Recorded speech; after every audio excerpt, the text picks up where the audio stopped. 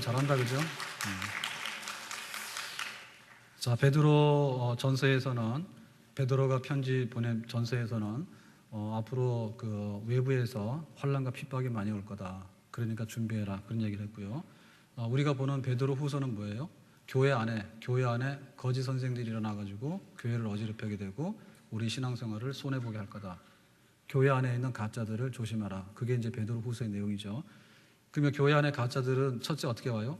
예수님의 십자가의 피 흘리심이 우리를 구원하는데 아니다. 요거 가짜라 했어요. 그러니까 그 십자가의 피 흘림이 우리의 구원에 충분하다라고 하는 것을 부정하는 자는 틀림없이 가짜입니다. 자, 그리고 두 번째 가짜의 조건은 뭐예요? 윤리와 도덕이 엉망이라 그러죠. 그래서 성적인 범죄, 자기 욕심대로 정욕대로 막 행한다. 그러면서 뭐라고 큰 소리 치기를 우리는 믿음으로 구원받았기 때문에 죄를 지어도 다 용서받는다. 그러니까 너희들은 겁나서 죄도 못 지냐. 너희들을 해방시킨다 해가지고 엄청나게 그 성적인 그런 윤리적인 타락을 오히려 자기들의 그 자랑으로 삼는 이런 거가 가짜다 했어요. 자, 오늘 가짜 얘기는 예수님의 재림에 대해서 부정하는 자들이 가짜다. 요게 이제 교회 안에 어지럽히는 자들이다. 이런 얘기입니다. 자, 오늘 1절 말씀을 다시 한번 보겠습니다. 1절 다 같이 시작. 사랑하는 자들아, 내가 이제 이 둘째 편지를 너에게 쓰노니 이 두 편지로 너희의 진실한 마음을 일깨워 생각나게 하여. 자, 둘째 편지는 베드로 후서란 얘기예요. 베드로 후서를 쓰는데 쓰는 목적이 뭐냐 하면 너희의 진실한 마음을 일깨워 생각나게 하여. 자, 여기에 진실한 마음이라는 건 뭐예요? 내가 그리스도인이 됐잖아요. 예수를 나의 구주로 영접해서 그리스도인이 됐죠. 그러니까 내가 믿는 이 믿음의 그 상태, 내가 예수를 믿는 믿음의 그 건강한 상태, 요게 진실한 마음인데 요 진실한 마음이 변질되면 안 된다고. 여름에는 음식이 잘 변하잖아요. 예? 여름에는 음식이 잘 변하죠. 그러니까는 아차 순간에 음식이 맛이 가버리고 썩어요. 그러니까 우리의 그 진실된 믿음이 이 가짜들에 의해 가지고 순식간에 변질되거나 그런 게 있는데 조심하라 그 얘기죠. 그러니까 여기 지금 일깨워 생각나게라고 하는 말은 뭐냐면 그릇이 있는데요. 이 그릇에 흠이 있거나 금이 간 거를 알라 그러면 멀리서 보면 몰라요. 더군다나 눈도 나쁘고 그러면 잘 몰라. 그러니까 가까이서 봐야 되는데 가까이서 봐도 잘 안 보이거든요. 이건 어디냐면 햇볕이 있죠. 해가 나는데 이렇게 딱 놓고 보면은 이게 금이 쫙 갔으면 눈에는 안 보이더라도 이렇게 밝은 데다 비춰서 보여요. 주부들은 이해해요? 아니 컴컴한 데다 놓고 보면 금 간 거 보여요, 안 보여요? 대답 빨리 해요. 더운데 빨리 끝나야죠. 어두운 데다 놓으면 이게 금 가도 막 흠이 있어도 몰라요. 근데 밝은 데 오면 표가 나는데요. 밝은 게 옛날엔 특수 조명이 없잖아요. 그러니까 해가 나는 쪽을 향해서 이렇게 돌려보면 그릇에 흠이 있는지 금이 가는지 다 안다고. 주부들은 이해해요? 남자도 이해 못해요? 제가 어제 설거지 하다요. 설거지 잘한다고 자랑하다가 어제 하나 그릇 하나 깼어요. 이게 그 뭐 트리온가 뭐 세제 해가지고 이렇게 막 하는데 손에서 빠져서 날아가더니요. 팍 떨어져가지고요. 그게 또 그 유리 그릇이야, 유리 그릇. 박살이 났는데 어떻게 박살이 많이 났는지 찾을 수가 없어. 조각조각 다 나가지고. 그래서 그냥 어제 진땀을 뺐습니다. 그래서 내가 설거지 그거 해야 되나 고민 중이에요. 막 날아가더라고. 근데 어떨 때 보면은 멀쩡한 그릇인데요. 자세히 보면은 그게 금이 싹 가 있는데요. 그 눈에 안 보이는 그런 것들이 있어요. 그러니까 내부적으로 볼 때 우리의 믿음이 변질돼 나가는데 썩어서 냄새가 쿨쿨 날 때는 이미 틀린 거예요. 예? 맹장이 터져가지고요. 죽는 이 많으냐 면 이미 틀린 거예요. 그러니까 배가 살살 아플 때 이게 일반적인 복통인지 이게 맹장이 터지려고 하는 건지를 알아야 된다니까. 그러니까 병원을 가야 돼. 왜 병원을 안 가려고 그래? 예? 병원을 가야 돼. 그래가지고 우리가 그 검사 같은 거 할 때 보면은 우리가 멀쩡한데 우리는 잘 모르잖아요. 근데 혈압을 딱 재면은 이게 혈압이 고혈압이야. 요즘에는 120 넘으면 고혈압 전 단계를 하잖아요. 130 되면 고혈압이라. 그건 우리가 볼 때는 잘 몰라요. 그렇지만은 기계에다 딱 보면 딱 나온다니까.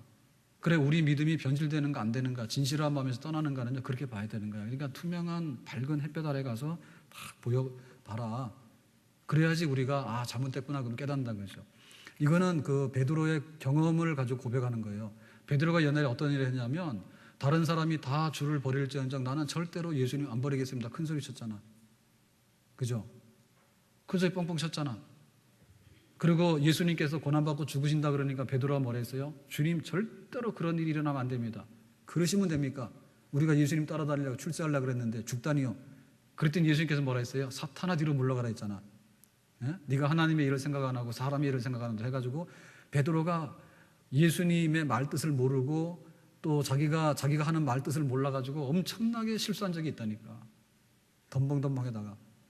그러니까 그런 거를 교회가 다시 당하면 안 된다 그러지. 그러니까 조그마한 흠이 있더라도 그 흠을 깨워가지고 늘 크게 터지지 않도록 조심하고 하는 게 교회 안에는 필요하다. 그러면 그 판단의 근거는 뭡니까? 판단의 근거는 2절 말씀인데요. 2절 말씀을 다 같이 보겠습니다. 시작. 곧 거룩한 선지자들이 예언한 말씀과 주 되신 구주께서 너희의 사도들로 말미암아 명하신 것을 기억하게 하려 하노라. 자, 이거는 간단하게 얘기하면 신구약 성경이나 그 얘기입니다. 선지자들이 예언한 말씀과 주님께서 사도들로 말씀하신 것, 말하자면 구약에 있는 말씀과 신약에 있는 말씀, 더 줄여서 말하면 뭐예요? 성경 말씀에 빛에다가 비춰서 볼 때 뭐가 흠이 있는가를 봐라. 우리 마음에 성경 말씀에 비추어서. 자, 그러면 성경 말씀에 비추지 않는 사람들은 어떻게 하죠? 교회를 안 다니는 사람 같으면 자기 얘기를 막 하는 거예요. 근데 교회를 다니는 사람 중에도 하나님 말씀에 비추어서 보지 못하는 사람들이 있는데, 성경을 가지고 있으면서도. 자, 그런 사람들의 특징은 뭐냐면 성경의 권위에 복종해서 성경대로 나를 보는 게 아니고 내가 자의적으로 성경을 보는 거예요. 이런 사람들은 가짜에 흐를 가능성이 굉장히 많아요. 예를 들면 이런 거죠. 옳고 그른 것은 개인이 판단하는 거다. 옳고 그른 것은. 그러니까는 개인이 알아서 하는 것이지 뭐 목사님이 뭐 설교한다고 그거가 나하고 무슨 상관이 있습니까? 이런 배짱으로 가는 사람들. 그 다음에 종교라고 하는 것은 우리의 삶을 도와줄 때만 가치가 있는 거다. 그러니까 오늘 딱 왔는데 가룟 유다가 목매달아 죽었대. 이런 얘기는 하지 마시라. 천국이 있다는 얘기만 하고 공짜로 간다는 얘기만 하시고 지옥에 형벌이 있다. 이런 얘기는 하지 마시라. 깨림칙하고 기분 나쁘다. 안 듣는 것보다 못하다.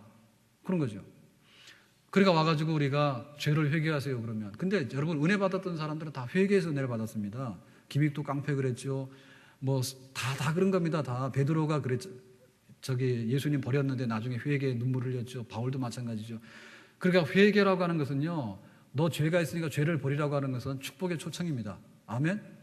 그런데 회개하라 그러면 왜 나를 죄인 취급하냐, 기분 나쁘게 이러고 대들어요.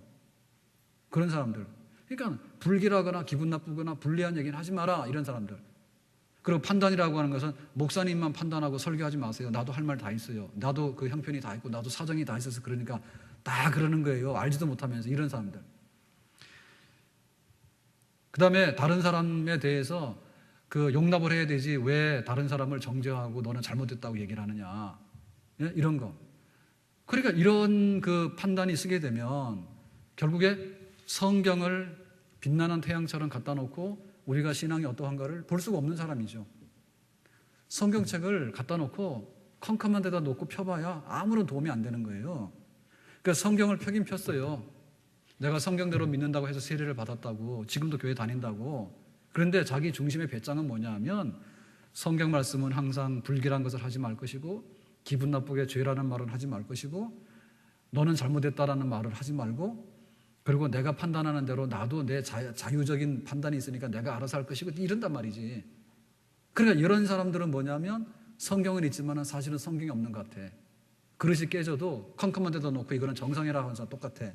이런 류의 사람들이 뭐냐면 가짜 교사들에게 의해 가지고 가짜로 흐를 가능성이 굉장히 많은 거예요. 그렇기 때문에 우리가 교회에서 권위를 인정하고, 특별히 권위라고 하는 것은 성경 말씀의 권위예요. 성경이 그러하다 그러면 두말하지 않고 예라고 아멘으로 받아들이고 내 삶을 돌아보고 내 삶을 고칠 수 있는 이러한 진짜 그리스도인이 되기를 주의 이름으로 축원합니다. 그러니까 알지도 못하면서 자기 마음대로 하는 거야. 자기 마음대로. 예? 알지도 못하면 자기 마음대로 하는 거야. 그러니까 완전히 세상적인 생각을 가지고 성경을 인용했다가 안 했다 하니까 결국에 고칠 수가 없는 거 아니에요. 우리가 제일 위험한 게 그 의사 앞에 가서 사실은 처방 이렇게 주세요라고 하는 것은 안 맞는 얘기예요. 감기가 걸렸는데 항생제 써가지고 한 방에 낫게 해주세요. 알고 있는 제 상식으로는요, 항생제 쓸 수 있는 그런 병은 한 감기 중에 10%도 안 된대요. 나머지 90%는 항생제를 쓸 이유가 없는 감기죠. 바이러스성이 아니니까. 항생제를 쓸 이유가 없는 건데 가가지고 그럽니다. 한 방에 낫게 해달라니까요. 비양심적인 사람이요, 한 방에 낫게 해주는데 거기는 가면 다 항생제를 쓰는 거야. 그러니까는 고칠 확률이 10%는 높겠죠. 예? 10%는 써야 되지만은 사실은 안 써야 될 사람이 90% 아니에요. 그런데 항생제를 과다하면 안 좋잖아요. 근데 가가지고 환자 자체 그런다니까? 가가지고 팔다리 아프면은 한 방에 낫게 해달라고 하면, 그럼 뭐예요? 스테로이드인가 이런 거 막 쓰잖아요. 그런 거는 다 망치는 거예요. 그런 거 하면 안 됩니다. 용한 게 따로 없잖아요. 이렇게 검사해서 보면 다 나오는데 그거 써야 되는 건지 안 써야 되는 건지 너무 과량으로 쓰면 안 되는 거 다 알잖아요. 그러니까 일시적으로 그냥 확 갖다 먹어가지고 나중에는 죽든지 살든지 모르는 거지. 순간적으로 그냥 안 아프면 되니까. 그런 건 안 되는 거라. 그러니까 자기 처방이 굉장히 위험한 거예요. 자기 처방하지 말라고 의학 분업을 한 겁니다. 약 사러 갔는데도요, 약사 보고요, 이렇게 다 지어달라 해. 그럼 약사가 또 막 지어주는 거야. 근데 이 사람 뱃속에 이게 지금 가위가 들어갔는지 먹은 게 탈났는지도 모르는 거예요. 예? 그런 게 얼마나 많아요. 알지도 못하면서 막 해가지고, 제가 그랬잖아요. 여기 턱 밑에 여기 지금 물렁물렁한 혹이 있는데 딱딱하진 않은데 이렇게 생겼는데, 옛날 같으면 약국 가서 약 달라 하잖아요. 근데 지금 약국 가면 안 주니까 병원을 갔잖아. 갔더니 아무래도 임파선이 부은 것 같죠? 대략은 임파선 때문에 이렇게 부으니까요. 그러니까는 한번 해봅시다 하는데, 개인 병원이기 때문에 이런 영상 할 수 있는 기계가 없잖아요. 그래서 제가 딱 갔다가 느낌이 이상해가지고 일산병원으로 갔잖아. 예, 갔더니 이게 안 좋은 거라고. 3.5cm니까. 그래서 막 고민을 하고 몰라가지고 막 감염내과, 혈액내과 막 했더니 그게 아니래잖아. 이비인후과 가서 하래잖아. 그래서 이비인후과 가서 했더니 하여튼 병원도 좀 복잡하더라, 그죠? 예, 가서 기다렸는데 이비인후과라고 가라 그래서 이비인후과 가서 했더니 검사를 해보니까 괜찮다고.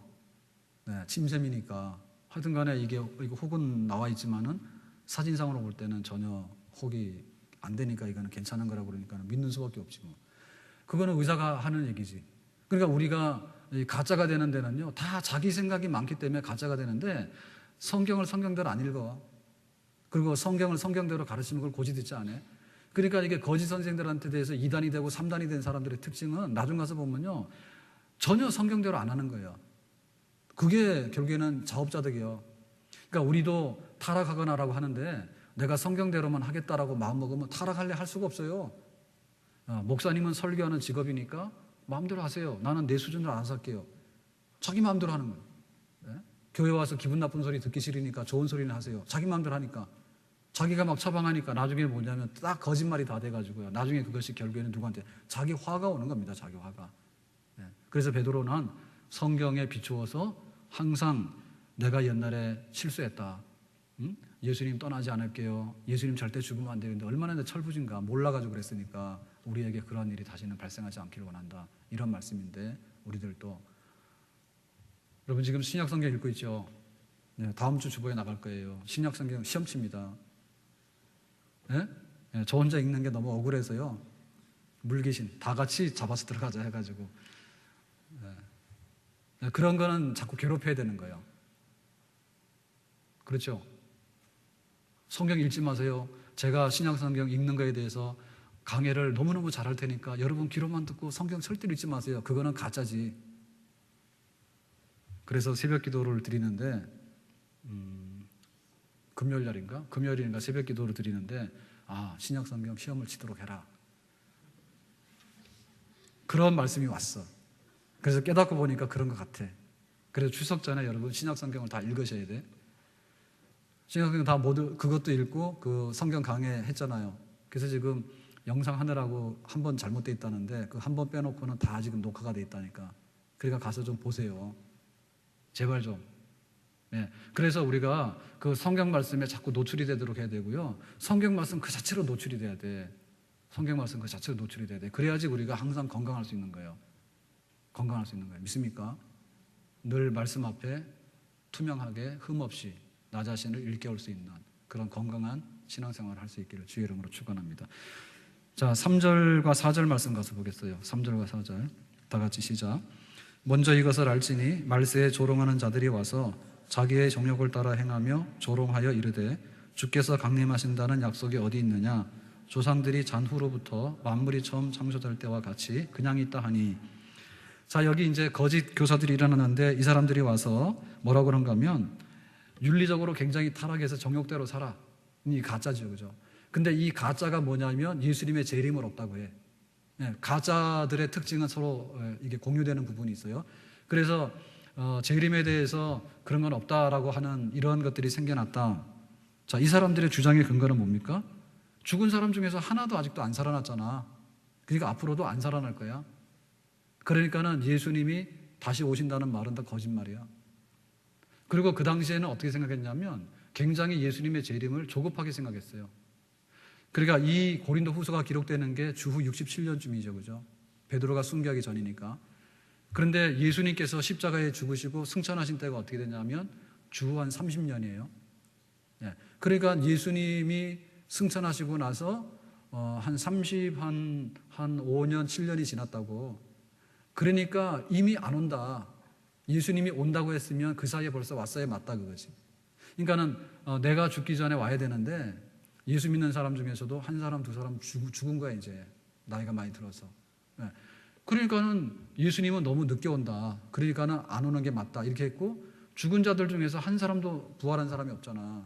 그러니까는 앞으로도 부활이 없고 예수님의 재림이 없는 게 맞다라고 해가지고 거짓말을 쫙 해서 교회가 거기에 이제 빠지게 된 것입니다.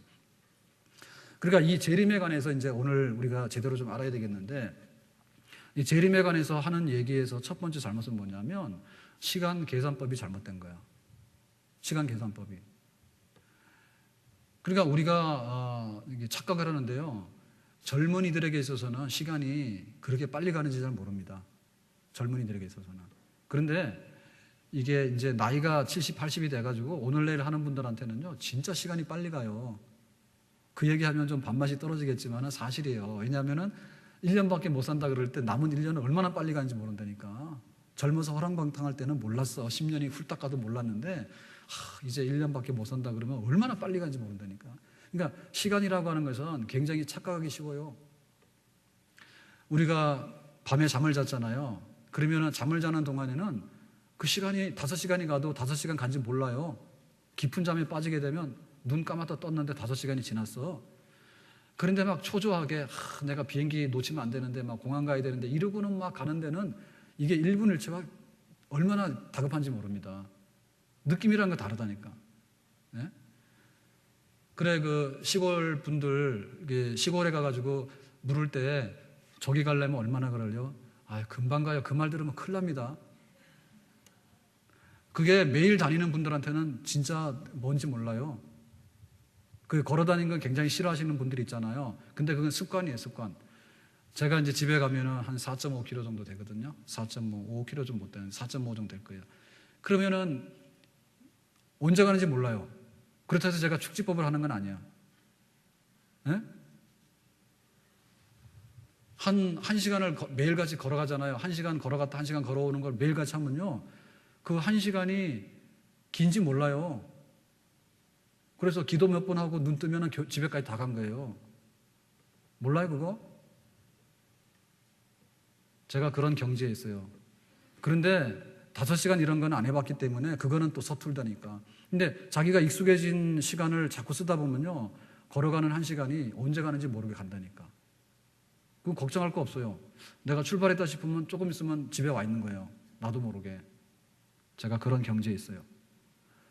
그거는 항상 습관이 되면요, 그 시간에 대해서는 굉장히 익숙한 겁니다. 근데 5분도 안 걸어가는 사람이잖아요. 5분도 안 걸어가는 사람이 50분을 걸어가면요, 발바닥에 불이 납니다. 일단은 막 발이 뜨겁다 그래, 아프다 그래. 근데 그거는 익숙해지지 않아서 그래. 그리고 막 1시간 걸어가라고 하면 막 하루 종일 걸었다는데 거짓말이야. 해봐야 1시간이야. 예. 탄현동에서 출발해가지고 호수공원까지 가더라도 1시간입니다. 1시간. 그냥 뭐 하늘 보고 땅 보고 이렇게 천천히 가도 1시간이면 거기 굴러가요. 근데 우리는 생각할 때 엄청 멀다 그래, 길다 그래. 그게 자기가 처음 경험이기 때문에.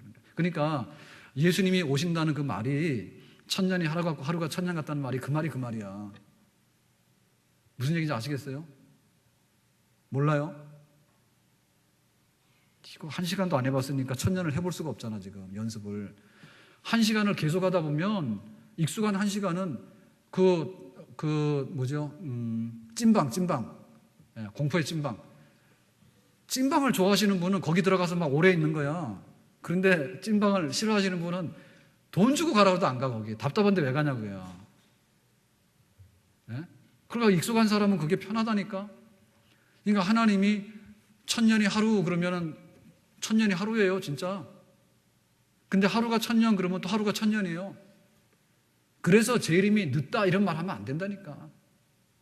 늦은 게 아니에요. 하나님의 시간표에. 그러니까는 내가 사는 동안에 예수님이 재림해야 되는데 왜 사는 동안에 재림을 안 한대? 그러니까 이건 거짓말이야. 이런 말 하면 어리석은 말이지. 예, 사람들이 강간하면 70, 80인데요. 얼마나 많은 사람들이 왔다 가는데. 그러니까 그 시간법을 너무 다급하게 생각해가지고 재림이 너무 늦으니까 없다 이런 말 하면 안 된다. 그리고 늦어지는 거는 나쁜 게 아니에요. 늦어지는 게 무능해가지고 늦게 왔다라고 그러면 이거는 하나님이 참 재림할 능력도 없습니까? 우리가 이럴 수 있잖아요. 근데 사실상에 늦을수록 좋은 거예요. 뭐 때문에 좋아요? 구원받아야 될 사람한테는 좋은 거야. 구원받은 사람한테는 기다리는 게 지루할지 모르지만은 앞으로 구원을 받아야 될 사람한테는 늦어지면 늦어질수록 구원을 많이 받아요. 아멘? 우리나라에 복음이 들어왔는데 제대로 들어온 복음은 불과 100년 넘습니다, 이제. 그러면 우리가 1912년에 태어났으면 복음을 받을 가능성이 있었는데 1812년에 태어났으면 복음 받을 가능성이 없어. 그러니까 우리가 늦게 태어나는 게 다행이죠. 그러면은 예수님께서 1812년에 딱 와버렸으면은 우리나라는 복음도 못 받고 끝나버렸잖아. 근데 예수님의 재림이 더디어지는 것 같으니까 그동안에 선교사들이 왔고 복음 전파가 돼가지고 우리는 굉장히 행운이지. 하나님의 축복으로 부름받아서 교인이 됐잖아. 그러니까 예수님의 재림이 불만인 사람 손 들어봐요. 없죠? 그거 봐요. 그러니까는 예수님의 재림이 늦어진다 하더라도 우리한테는 유익이 있는 것이고요. 그리고 시간표상으로 보더라도 1000년이 하루를 하기 때문에 우리 시간법으로 늦었으니까 틀렸다라고 말하는 것은 잘못된 것이다. 그러니까 가짜들이 선동하는 말은 뭐예요? 거짓말이니까 예수님의 재림이 있다. 아멘? 더군다나 그 예수님의 재림이 없다라고 하는 사람들의 근거는 뭐냐면 이성주의와 합리주의입니다. 봐라, 1000년이 지나가도 똑같잖아. 봄, 여름, 가을, 겨울, 봄, 여름, 가을, 겨울, 사람이 태어났다 죽었다, 사람이 태어났다 죽었다, 똑같잖아. 그리고 앞으로도 큰 변화가 없다라고 하는 것이 우리의 관찰 결과다. 그 사람들 얘기가 그 얘기예요. 그러면 우리가 예수님의 재림을 믿는다는 얘기는 뭐죠? 예수님이 재림하게 되면 새 하늘과 새 땅이 임하게 되고 죽은 자들이 다시 살아나게 되고 산 자는 부활의 몸으로 변화되게 된다. 그런 급격한 변화가 있다는 거 아니에요. 그러면 그 재림이 없다라고 하는 사람의 얘기는 뭐냐면 인간적인 수준에서 볼 때 우리의 경험치로 볼 때는 절대로 그런 큰 변화나 아주 상상을 초월하는 일은 없다라는 그 인간의 합리적인 생각의 결과로 그 재림을 부정하게 되는 거거든요. 근데 이거는 잘못된 거예요. 자, 왜냐하면 하나님이 처음 세상을 만드셨어요.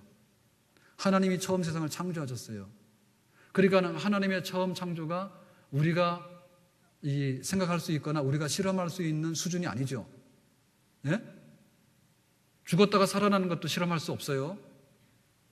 그러면 우리가 어머니 뱃속에 다시 들어갔다 태어나는 것도 실험할 수 없어요? 할 수 없죠? 할 수 없잖아요. 무슨 제조가 좋아서 다시 태어나고 죽었다 살아나고 그럽니까? 할 수 없다니까. 그러니까 하나님이 처음 세상을 만든 그 능력은 우리의 상상 초월하는 거예요. 그러니까 그 하나님의 창조의 능력과 솜씨에 따라서 우리가 지금까지도 혜택을 누리고 있어요. 그러면 앞으로도 새하늘과 새 땅을 만들고 예수님이 재림해가지고 하나님의 완전한 나라를 만든다라고 하는 것은 처음 창조가 있었다면 새로운 재림으로 인해서 새로운 하늘과 땅이 열리는 것도 이것이 있다면 이것도 있는 줄로 믿습니다. 만약에 재림을 부정한다고 하면 처음 만들어진 창조 세계도 부정하는 거거든요. 그러면은 보이는 건 뭡니까? 우리가 하나님이 세상을 만들었다고 믿기 때문에 하나님 만든 세상과 똑같이 새하늘과 새 땅으로 재림해서 이루어질 하나님의 완전한 나라도 있을 것을 믿는 것이 더 성경적으로 합리적인 추론이 되겠습니다. 아멘? 더군다나 노아 시대 때 홍수 심판했어요. 예, 노아 시대 때 홍수 심판을 해가지고 살아있는 모든 사람들이 다 심판받아 죽고 노아의 가족들만 방주에 들어가서 살아났어요. 그런 엄청난 사건이 있었죠. 그런 엄청난 사건이 성경에 기록되어 있잖아요. 그러면 앞으로 죽은 자가 살아나고 하나님께서 새하늘과 새 땅을 만드는 엄청난 사건도 그때 보니까 앞으로도 있을 수 있겠다, 없겠다? 있을 수 있죠. 그러니까는 봄, 여름, 가을, 겨울, 봄, 여름, 가을, 겨울 사람이 태어났다 죽었다, 태어났다 죽었다, 절반은 남자, 절반은 여자. 결혼했다가 애들 놓고 살다가 죽었다. 그것만 한 게 아니라 뭐도 있었다고? 노아 시대 때 홍수 심판도 있었단 말이에요. 그러니까 하나님께서 재림해가지고 특별하게 하나님의 나라를 완성시키겠다고 하는 미래가 있겠다, 없겠다요? 있을 수 있다. 하나님께서 있다 하니까 우리는 그것을 믿음으로 있다고 믿는다. 아멘. 그래서 우리가 하나님을 믿는 중에서 우리가 진리를 믿는데 진리 중에서 맨 꼭대기에 있는 진리가 재림과 부활과 새하늘과 새 땅에 대한 믿음입니다. 아멘. 그러니까 교회에 올 때요 가장 하급한 게 뭐냐면 마음의 평안을 얻기 위해서 오는 거예요. 여러분 마음의 평안을 얻는 거는 자장가 해도 돼. 집에서 아가야 잘 자라, 아가야 잘 자, 그거 해도 마음의 평안을 얻어. 예? 그리고 안 되는 사람은 안정제 먹으면 돼요. 안정제를 먹으면 딱 잠도 자고 돈 받을 수 있어요. 교회 와가지고 내가 마음의 안정을 얻는다는 것은 굉장히 큰 효과이긴 하지만 그것이 복음의 전부 다가 아니라니까. 믿습니까? 더군다나 우리가 돈 때문에 교회로 오잖아요. 야, 내가 뭐 이렇게 연봉이 올라갈까 내려갈까, 사업이 잘 될까 한데 이것도 굉장히 중요한 건데, 근데 안 믿는 사람 중에는 재벌도 너무 많아. 네, 삼성은 더 부자야, 계속해서 더 부자야. 그럼 어떻게 된 거예요? 우리가 하나님 믿으러 나와가지고 내가 돈이 좀 많아지냐 적어지냐 그게 하나님의 모든 겁니까? 그 이상이단 말이죠. 예? 그러니까 우리가 하나님의 진리를 믿는데 하나님의 진리는 뭐냐면 세상이 창조됐다는 거예요. 하나님이 만든 작품이기 때문에 하나님이 주인이고 하나님의 의대대로 간다 세상이. 그게 진리입니다. 아멘? 만약에 우리가 그 진리를 모르게 되면 뭐예요? 우리는 운명론과 허무주의에 빠지는 거죠. 아니면 물질덩어리주의에, 물질주의에 빠지게 되는 거죠. 그러니까 우리가 하나님이 창조하신 창조주다라고 믿는 것은 우리 삶의 출발과 기초를 튼튼하게 하는 진리예요. 그래서 우리는 창조주를 믿습니다. 아멘? 그 다음에 우리가 믿는 진리는 뭐냐면 인간이 타락했기 때문에 하나님의 심판을 받아야 되는데 예수님께서 내 죄값을 대신했기 때문에 우리가 의롭다함을 받는 은혜를 입었다. 공짜로. 그것이 복음인데 그 복음은 진리인 줄로 믿습니다. 아멘? 그러니까는 죄값을 받아야 되는 사람에게 죄값을 지불하지 않고 대신 지불해가지고 죄값이 없어졌다고 하는 것은 기쁜 소식이에요. 그러니까 이 복음과 기쁨의 소식은 진리예요.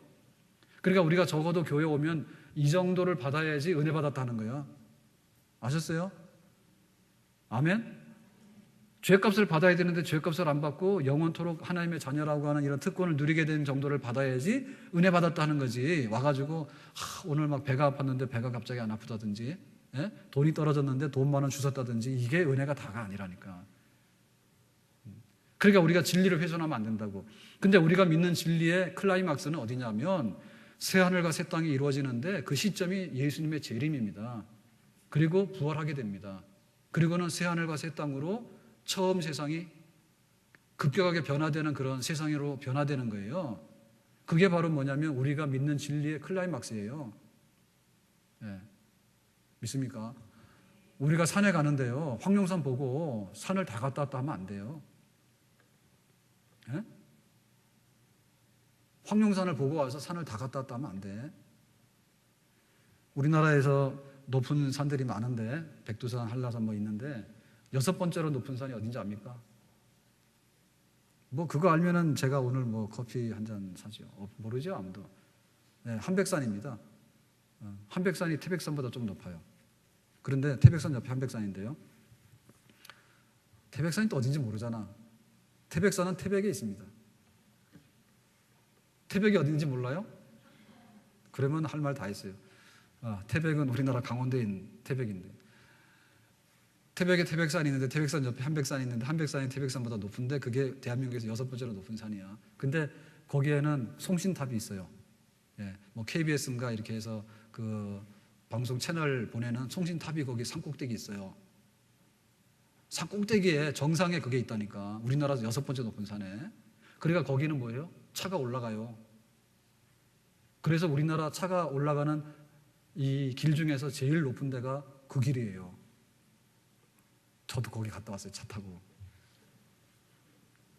무슨 얘기하다 여기까지 갔는가? 그러니까 황룡산이 산이 다가 아니다. 황룡산은 해발 저거 몇 미터 안 됩니다. 저게 얼마죠? 황룡산 올라가면 써놨죠. 우리 교회가 한 50 뭐 이렇게 될 거예요. 저거 200m 안 될걸요? 예? 해발? 그런데 뭐 태백산이나 한백산 이런 데 가면 적어도 1500, 1600 될 거예요. 근데 거기에 차가 올라가잖아요. 한번 가보세요. 위험하니까 차 가지고 가지 마세요. 적어도 그 정도 되면은 다 좀 보이잖아요. 그러니까 우리가 믿는 사람이 꼭대기에 올라가야 되는데, 꼭대기에 올라가는 믿음이 예수님의 재림을 믿는 그 확고한 신앙이 정상에 올라가 있는 그런 정말 우리 기독교 신앙의 높은 곳에 있는 클라이막스인 줄로 믿습니다. 여러분, 예수님의 재림을 믿습니까? 그럼 예수님의 재림을 기다립니까? 예수님의 재림이 없는 사람은 동네 뒷산 가서 야호하는 사람이에요. 예? 동네 뒷산 가서 야호하면 안 되죠. 라면을 끓이면 이상하게 라면 냄새는요, 배고플 때는요 기가 막혀요. 배부르면 꼴도 보기 싫은 게 라면이요. 배부르면은 이거는 환영받는 음식이 아니야. 근데 배고플 때는 딱 라면 생각이 나고요. 라면이 막 끓어서 냄새가 날 때는요 꼭 싸워요. 네? 라면 먹으려고 하면 안 먹는다 한다니, 분명히. 그게 뭐 고급 음식이 아니잖아요. 근데 라면이 팔팔 끓어가지고 냄새가 나서 딱 뚜껑 열면 와서 젓가락 들고 달라들어요, 먹자고. 그러니까 그 맛보기라는 게 그런 건데, 맛보기라는 게 상당히 이게 자극시킨다니까, 사람을. 근데 그 맛보기를 아무리 먹어봐야 이거는 배고파서 죽어. 그러니까 내가 그리스도인이 돼가지고 믿습니다 100번 1000번 10,000번 했단 말이에요. 근데 내 안에 예수님의 재림을 기다리는 신앙이 없으면 그 사람은 라면 끓이는 냄새에 지친 사람이에요. 그거 하고 나서는 기독교 졸업했다고 가는 사람이야. 근데 솔직히 말해서 그런 사람 굉장히 많습니다. 진짜 우리가 그 기독교인들이 100%가 다 됐으면 좋겠다. 근데 뭐 30% 그러는데 30% 가짜지. 무슨 30%가 안 돼요. 교회 다닌다는 사람이 30%인데 교회 오는 사람은 절반이나 되겠어요? 그리고 매주 오는 사람은 그 절반도 안 될 거예요. 그러니까 우리는 그 중에 택함받은 사람이요. 굉장한 사람들입니다, 우리가. 아멘? 근데 진짜로 이거 예수님의 재림을 알고 있고 믿고 있고 기다리고 있는 사람이 그 기독교 신앙의 꼭대기에 올라가 있는 사람이에요. 그게 없는 사람은 이거 심각하다고 받아들여야 돼. 그러니까 교회 와가지고 가장 하급한 은혜 있잖아요. 하급한 은혜와 하급한 그 진리만 믿고 있는 사람이거든. 그럼 맨 저 밑에 동네 뒷산에서 야호하는 거잖아요. 그래서 재림을 분명히 믿어야 되는데 우리에게 재림의 소망이 있기를 주의 이름으로 축원합니다. 그러니까 우리는 두 가지 종말이 있는데요. 첫 번째는 개인의 종말이고 두 번째는 역사의 종말이에요. 자, 개인의 종말이라고 하는 것은 뭐냐면 내 생명이 한정이 있어서 끊어진다, 그거예요. 그러니까 잘 살아야 돼. 죽기 전에 원한 맺히면 안 됩니다. 네? 죽기 전에 원한 맺히면 안 되고 엄벙덤벙 살다가 내가 왜 죽어 이러고 죽으면 안 돼.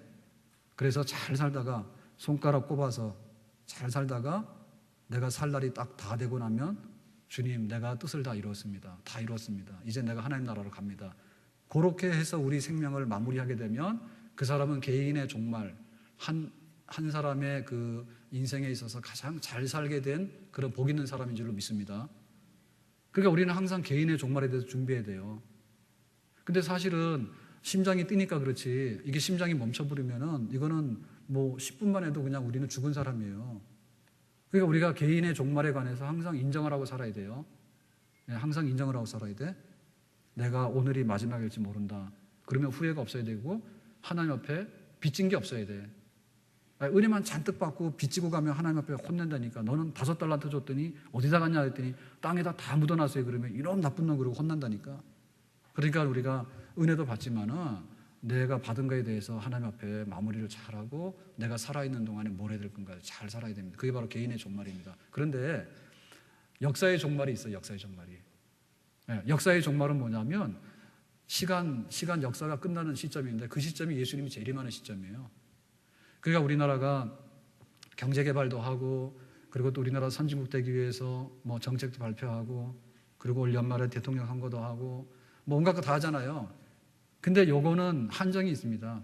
그러니까 세상 나라는 끝이 있는데 예수님이 재림해가지고 새하늘과 새 땅을 잃어버리면 세상 나라는 다 없어지는 거예요. 그런 역사의 끝이 있어요. 그러니까 우리는 그 역사의 끝을 우리가 바라보고 살아야 돼요. 그게 바로 예수님의 재림이에요. 믿습니까?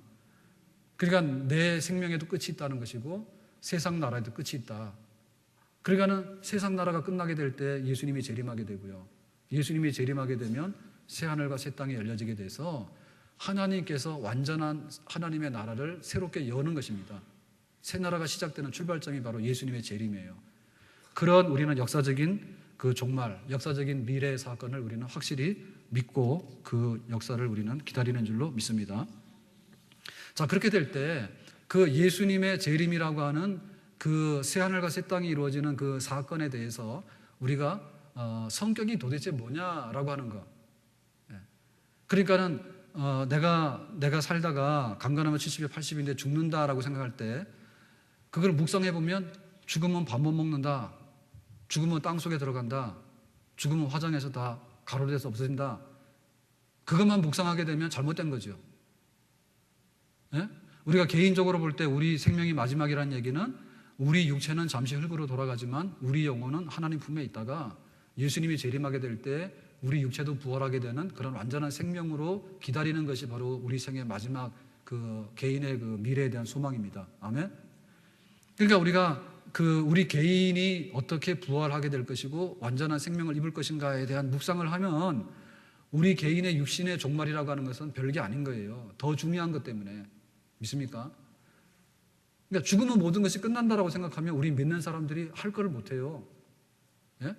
죽게 되면은 하나님 나라로 옮겨지게 되고 내가 하나님과 가까이 있게 되는 완전한 생명에 도달하게 된다. 그런 믿음이 있을 때 우리는 죽음이 두렵지 않고 죽음 너머에 있는 세계를 받아들이는 준비된 사람이 되는 줄로 믿습니다. 그러니까 그 죽음 너머에 등불이 깜깜하면 안 된다는 얘기지. 예? 우리가 밤이 됐어요. 밤이 됐는데 밤이 되면 이제 아이들이 놀이터에서 놀다가 어디를 가요? 집에를 가게 되잖아요. 집에를 가게 되면 집에 가면은 밥도 차려서 밥도 주고 놀다 왔니 그러고 또 세수도 시켜주고 그리고 가족들이 함께 하는 그런 자리가 있잖아요. 그러면은 해가 져도 겁낼 거 있어요, 없어요? 겁낼 거 없죠. 근데 만약에 해가 졌는데 엄마도 없어. 자기가 돌아갈 집도 없어. 이 밤에 깡패를 만날지 이 밤에 배고파서 길거리에 쓰러질지 몰라. 그러면은 이게 어두움이 해가 지기 시작하면 막 울잖아, 애들은. 애들은 원래 해가 지기 시작하면 울어요. 그래서 빨리 집으로 가야 돼. 그러니까 우리가 개인으로 볼 때 우리 개인의 종말이 있는데 개인의 종말이 먹는 것도 못 먹고 영화도 못 보고 내가 인터넷도 못 하고 그다음에 이거 스마트폰도 못 하고 그다음에 뭐예요? 뭐 죽으면 내가 이거 어떻게 되나? 뭐 땅속에 들어가나? 이 생각만 하고 있으면 못 죽는다니까, 굳이. 그렇기 때문에 내가 죽더라도 완전한 하나님의 나라의 생명 그 관계 속에 들어가게 된다. 그러한 개인의 미래에 대한 등불 켜진 아버지 집에 대한 소망이 있을 때 우리는 이 육체의 죽음이 다가 아니라 하나님 나라의 완전한 생명에 내가 도달하게 된다. 그러니까 죽음이라고 하는 것은 뭡니까? 천국으로 커튼을 열고 들어가는 상황이라 했잖아요. 믿습니까? 그렇게 되면 뭐예요? 우리가 사는 동안에 신실하고 경건하고 하나님 뜻을 따라서 충성 속에 살다가 하나님 부르시면은 이제 집에 가서 밥도 먹고 커튼이 열려지게 되고 이제는 우리가 천국으로 옮겨지게 되는데 그렇게 되면 개인의 죽음은 영광스러운 미래에 대한 소망이 있는 그런 죽음인 줄로 믿습니다. 우리 한나의 어른들은 죽음에 대해서 미래의 영광스러운 환상을 다 보고 계세요? 또 이거 물었다고 또 저를 나무라지 마세요. 근데 우리 교인들이 다 그래요. 우리 교인들이 다 그래. 내가 어두운 밤이 왔지만은 아버지 밝은 집에 가서 그 만찬에 참여하게 되는 영광스러운 자리가 있다. 그걸 믿어야 됩니다. 아멘. 그런데 우리의 그 역사적인 종말인 예수님의 재림으로 인해서도 예수님이 오게 되면 세상이 심판받아서 뒤집어져 가지고 하늘과 땅도 없고 혼란해 가지고 다 죽고 다 심판이고 다 불바다고 끝 그런 된다. 이렇게 말하면 우리는 그날이 너무나 두렵고 겁나는 날이죠. 그러니까 예수님 오면 안 되지. 예수님 왔다 하면 끝장나는 날 아니에요. 그러니까 요거는 누가 갖는 마음입니까? 불신자들이 갖는 마음이에요. 그래서 예수님의 재림이라고 하는 것은요, 안 믿는 자들에게는 재앙이고요, 두려운 날이에요. 근데 우리 믿는 자들에게는 기다리는 날이고 영광스러운 날이고 승리의 날이고 참으로 우리의 구원이 완전하게 이루어지는 날입니다. 아멘. 그러니까 두 가지 성격을 가지고 있습니다. 그러니까 아까도 말씀드린 대로 개인으로 보더라도 가서 놀다가 말이에요, 해가 막 지잖아요. 그러면은 돌아갈 집이 있고 엄마가 있으면 애가 괜찮아요. 근데 이것도 저것도 없는 아이는 길바닥에서 우는 거예요, 이제 밤만 되면.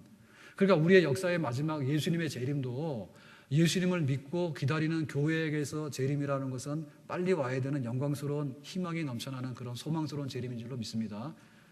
근데 안 믿는 사람한테는요, 재림이 오면 불리해. 하여튼 간에 1년이라도 늦어져야 돼. 그래가지고 먹는 거 먹고 말이에요, 못된 짓 하고요. 하여튼 간에 막 살아야 된단 말이에요. 불쌍한 거죠. 자, 그래서 재림되어질 때 우리 성도들에게는 어떠한 일이 일어날 것인가에 대해서요, 7절에 이렇게 말하는데, 7절 말씀 봅니다.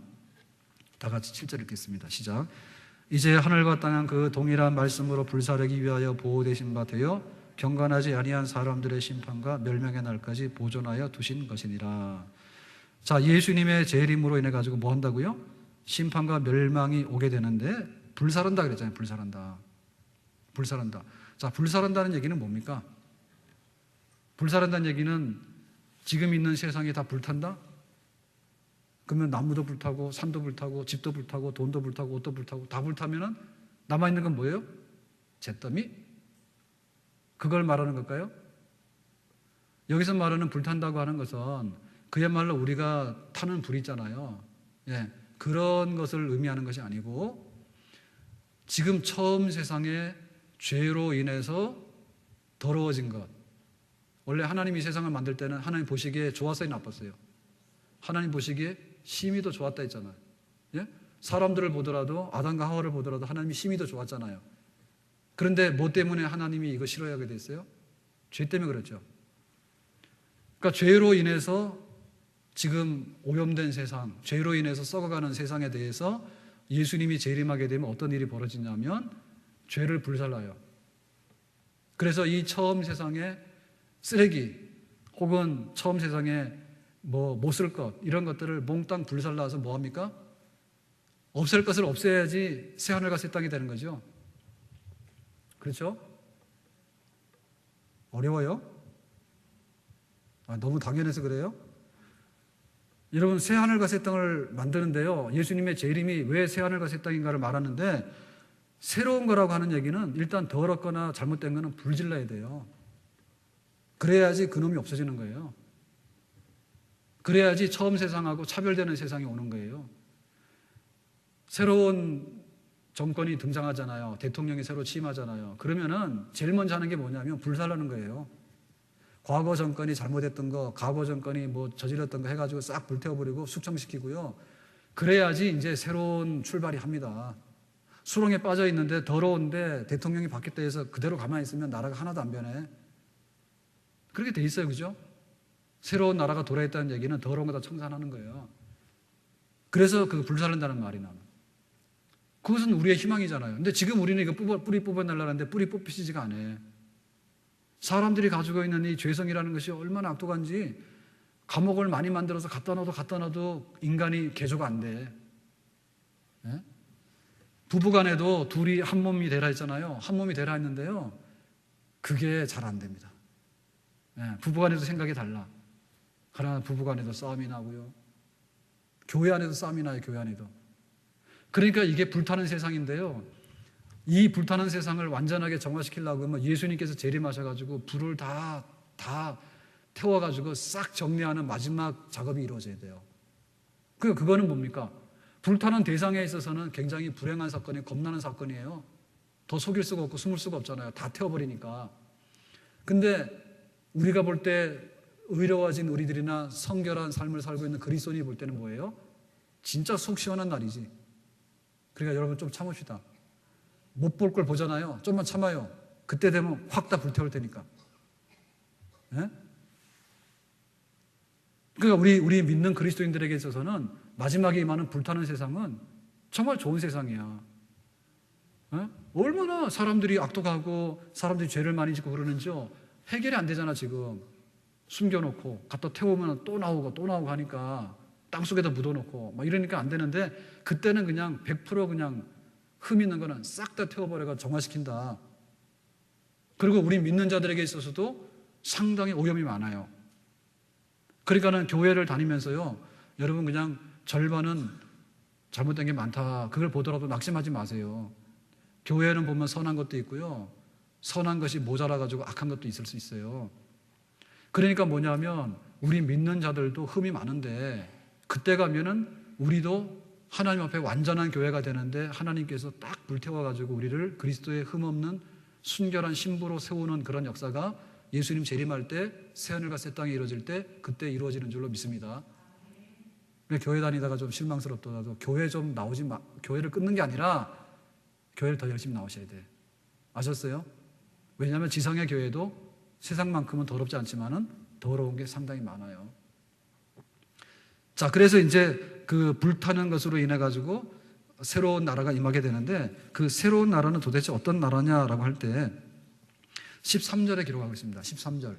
네, 다 같이 13절 말씀 보겠어요. 시작. 우리는 그의 약속대로 의가 있는 곳인 새 하늘과 새 땅을 바라보도다.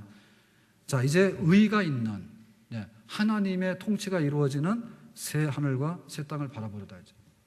그러니까 예수님의 재림이라고 하는 것이 내가 다시 왔다 그랬는데 하나도 변화가 안 된다면 우리는 그 예수님의 재림은 의미가 없는 거예요. 예수님의 재림은 시작을 알리는 건데, 새 하늘과 새 땅이 시작이 됐다는 것을 알리는 사건이에요. 그럼 새 하늘과 새 땅은 뭐냐 그죠? 자, 예수님이 오셔가지고 이루실 새 하늘과 새 땅이 뭐냐? 이제 그거를 이제 설명을 해야지 이제 우리가 예수님의 재림을 진짜 믿는 거예요. 여러분, 새 하늘과 새 땅은 지금 하늘과 땅이 새로워지는 거예요. 지금 하늘과 땅이 뭐예요? 지금 하늘과 땅이 우리가 살고 있는 세상이잖아요. 이 세상이 새로운 내용으로 채워지는 걸 말하는 거예요. 우리가 일산을 사는데, 일산에 살게 되면 예를 들면은 초창기에는 와이셔츠를 입어도 별로 때가 안 묻어요. 근데 서울에 출퇴근하신 분은 하루 갔다 오면 새카매져. 그거 아세요? 근데 지금은 얼만큼 많이 때가 묻는지는 모르는데 옛날보다 많이 묻어. 근데 옛날에는 진짜로 아파트 문을 다 열어놓고 일주일씩 이렇게 놔둬도 나중에 청소하게 되면 먼지가 나오는데 먼지가 허연 먼지가 나와요. 근데 공기가 나쁜 곳에는 어떤 먼지가 나옵니까? 공기가 나쁜 데는 이게 걸레 같은 거 하면은 새카만 먼지가 나온다니까. 눈에 안 보이지만. 아시죠? 그러니까 공기가 나쁘면은 사람의 건강도 해치게 되고 수명이 짧습니다. 그건 분명한 건데, 일산을 사시면 일단 평균 수명은 올라가요. 예, 서울 사시는 분들은 어쨌든 간에 일산보다 평균 수명이 떨어져. 예? 그러니까 내용이 다른데 그 다른 내용이 완전하게 다르다 그 말입니다. 새하늘과 새 땅이라는 것은. 아셨어요? 그러니까는 지금 보이는 세상하고 상당히 유사해요. 상당히 유사해요. 그러니까 죽으면 그때부터는 모른다. 그거는 잘못된 겁니다. 우리가 죽더라도 하나님과 의식적인 대화나 하나님과 의식적인 소통과 교제는 그대로 이루어집니다. 아멘? 그러니까 지금 하나님에 대해서 모르면 죽어서 상당히 곤란해요. 그러니까 제발 좀 성경 좀 읽으세요. 우리가 한글을 못 깨우치면 어떻게 되죠? 은행 가서 돈 찾아야 되는데 돈 주세요. 100만 원. 그거 쓸 때 뭐라 하죠? 한글로 쓰지 않아요? 100만 원 이렇게 쓰죠? 맞아요 이거? 근데 만약에 한글로 100만 원을 못 쓰는 거야. 100만 원을 못 쓰면 남한테 돈 받아야 돼. 그러니까 제발 좀 그 한글 좀 알아요. 그게 뭐냐면 우리가 지금 죽으면 천국 간다는데 천국이 뭐냐라고 얘기를 하는데, 천국은 하나님 얼굴 보고 하나님하고 말하고 하나님하고 마음이 맞는 것이 천국이요. 그러니까 지금 성경 좀 읽으라니까. 성경 가가지고 무슨 말인지 몰라가지고 천국 가서 앉으라 그러니까 쓰고 쓰라 그러니까 앉으라고 그러면 안 된다니까. 교회에서 우리의 수준이 말이에요. 교회에서 우리의 수준이 상당히 높아야 돼요. 그래서 여기가 천국을 준비하는 예비 학교입니다. 예? 학교 가는 아이가 말이에요. 학교 가는 아이가 가나다라도 모르고 안고 쓰고 하는 것도 모르고 학교에 9시까지 오라 그러면 9시가 뭔지도 몰라가지고 10시 돼서 집에 있고 그러면 안 되잖아. 적어도 그 정도 해야 된다니까. 교회 안에서. 그러니까 우리가 죽어서 천국 간다 그러는데 천국이라고 하는 말 자체를 하나님이 계셔서 하나님과 내가 대화할 수 있고 하나님의 백성들이 모이는 그 자리에 이렇게 바꿔놓으면 실감이 나죠. 그러면 장차 이루어질 새하늘과 새 땅이 뭐예요? 막 하늘 위에 어디에 있는데 어디가 있는지 모른다고. 그런 거는 굉장히 우리한테는 믿음에 도움이 안 돼요. 그 놀이기구 하다가 가끔 사고 난다는 뉴스 나오잖아요. 그죠? 근데 진짜 그거 돈 내고 그거 탈 일이 아닙니다. 바이킹만 해도 굉장히 위험해, 그죠? 바이킹만 해도 위험하잖아요, 바이킹. 몰라요? 바이킹만 해도 위험한데 요새는 막 위험한 거 되게 많잖아요. 막 한 바퀴 돌아서 오는 막 열차도 있고 막 하잖아요, 이렇게. 예? 그거 돈 내고 말이에요. 살려주세요 그러는데 그 돈 있으면 나한테 가져와요. 나는 살려주지도 않고 그냥 내가. 그런 거 막 하는데요. 우리가 새하늘과 새 땅이라고 하는 것을 도대체 우리하고는 상관없는 미지의 세계라고 생각하는 것 자체가 잘못된 거예요. 예? 우리가 만약에 그 공산당이 집권하는 상태에서 우리가 산다 그러면 우리는 거의 죽음이에요. 주일날 예배드리러 어떻게 와요, 우리가? 하나님 믿습니다 그러면 큰일 날 일이지, 지금. 그러니까 여기는 우리 자유민주주의, 대한민국에 살고 있기 때문에 이런 혜택이 주어지는 거예요. 요거 딱 옮겨다가 요 38선 넘어다 딱 갖다 떨어뜨려 놓으면 우리는 바보 되는 겁니다. 그 나라 가고 싶어요? 저쪽에 38선 너머로 가고 싶어요? 거기 갈 수 없는 이유가 거기 가면 먹을 것도 없답니다. 근데 더 곤란한 건 뭐냐면 하나님 아버지 이런 얘기했다가는 그날로 죽어. 그래 못 가, 절대로. 그게 하늘과 땅이에요. 그러면은 여기로 딱 넘어서 오니까 뭐예요? 여기는 양식도 있고 자유가 있고 신앙생활이 있잖아요. 그게 여기는 새하늘과 새 땅이죠. 똑같은 한국 사람이 똑같은 한국 땅에서 똑같은 한국말하고 사는데 의가 다르기 때문에 그런 겁니다. 의가 다르기 때문에. 그러니까 예수님의 재림이라고 하는 것은 공중에서 뭐가 떨어지는데 이게 무슨 날벼락이냐 그런 게 아니고 예수님의 다시 오심은 처음 세상을 뒤바꿔 놓는 획기적인 사건의 도래를 의미하는 겁니다. 그러니까 그것이 임함으로 인해 가지고 새로운 의의 나라가, 새로운 통치가, 왕이 하나님께서 직접 왕으로 다스리는 새로운 나라가 온다는 거예요. 근데 우리가 대통령을 누구로 세우는가에 따라서도 잠깐 정책이 달라요, 국가 정책이. 근데 하나님께서 완전하게 통치를 하시게 되면 그 새로운 나라와 새로운 땅은 지금 상상할 수 없는 획기적인 그런 나라가 임하는 줄로 믿습니다. 가장 근본적인 차이가 뭐냐면 그 나라의 시민이 누구냐라고 하는 거예요. 지금 우리가 대한민국의 시민증을 받으려면 어떻게 되죠? 일단 간에 부모 뱃속에서 태어나가지고 출생신고해가지고 살아있다라고 하는 그게 출생이 되면은 갔다가 신고하면은 이제 주민등록번호가 나오고 살아있는 시민은 한 사람은 인정을 받잖아요. 그죠? 그런데 예수님 재림해가지고 새하늘과 새 땅에 임해지게 되면 거기에 출생하는 사람은 누구예요? 부활함을 입은 백성들이 그 나라의 백성이 되는 거예요. 그러니까는 그 백성들 자체가 지금은 뭐예요? 우리 교인들은. 지금 우리 교인들은 배고프면 우리도 배고픈 거고 병 나면 교회 못 오는 거고 시험에 들면 또 교회 안 오는 거예요. 그렇잖아요, 우리가. 그런데 그 예수님의 재림으로 이루어지는 새하늘과 새 땅에서 그 모든 그 시민들의 한 사람의 출발은 뭡니까? 부활한 성도들이야. 예수님의 재림으로 해서 부활한다 했잖아요. 부활한 성도들에게 있어서는 뭐가 없습니까? 이 세상에서 처음 겪었던 일들이 없어요. 뭐예요? 아픈 거, 병 나는 거, 떨어지는 것, 직장에서 실직당하는 거, 사업 망하는 거, 이혼당하는 거, 죽는 거, 그 다음 또 뭐예요? 뭐 그런 거, 왕따 이런 거. 예?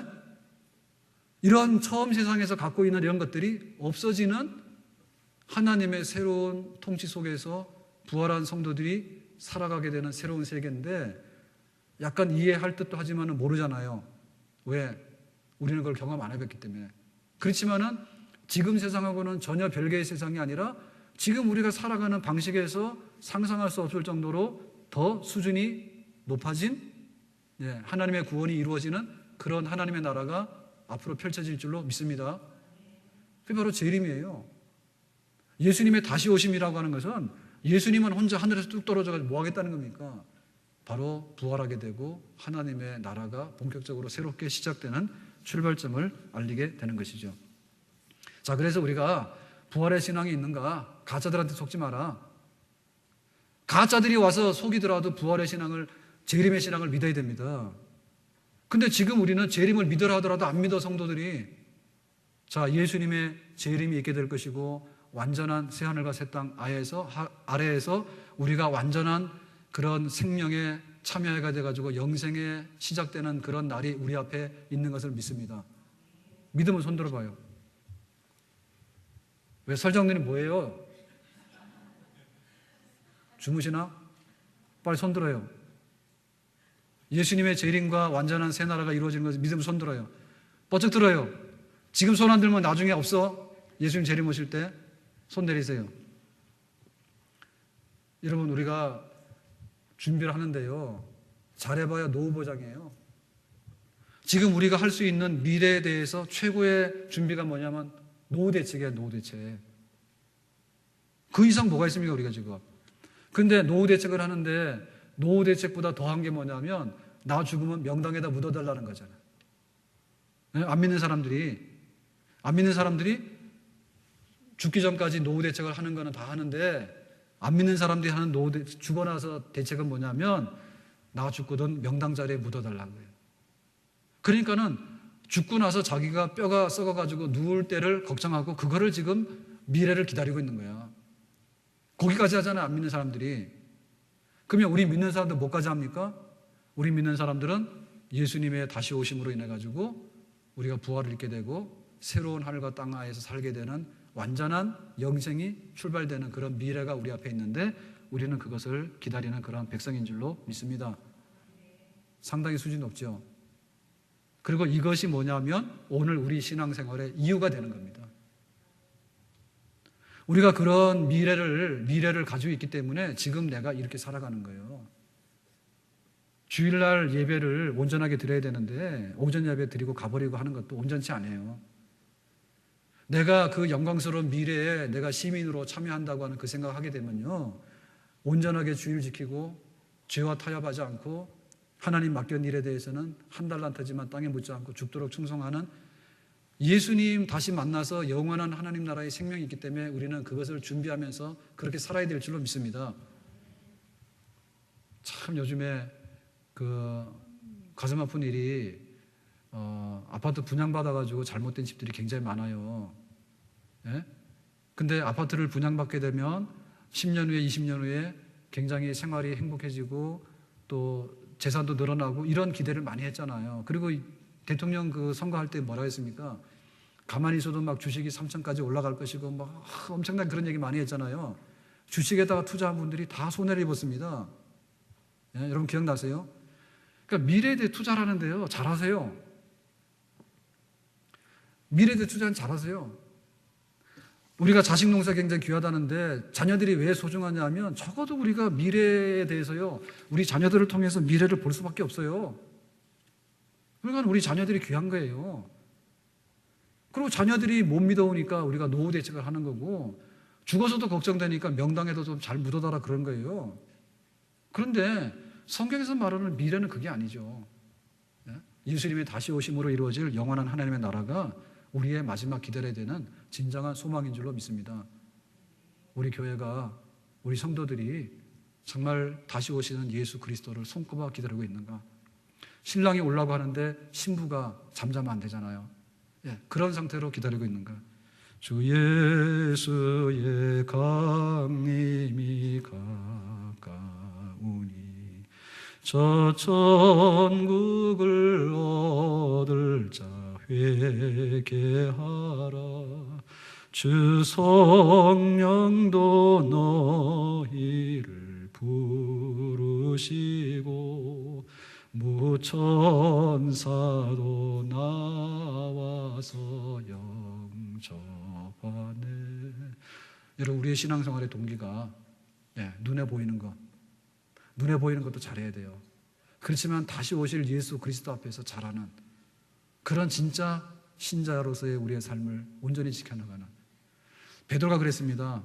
그릇에 흠 하나 있는가를 태양 아래 놓고 보면 보이지 않는가. 우리의 재림에 대해서 기다리는 신앙에 흠 하나 없도록 정말 깨어서 주님 앞에 진실하게 살아갈 수 있는. 그리고 우리 여러분 교회도요, 우리 성도들이 힘을 합치면 돼요. 제발 좀 여러분 힘을 모아주세요.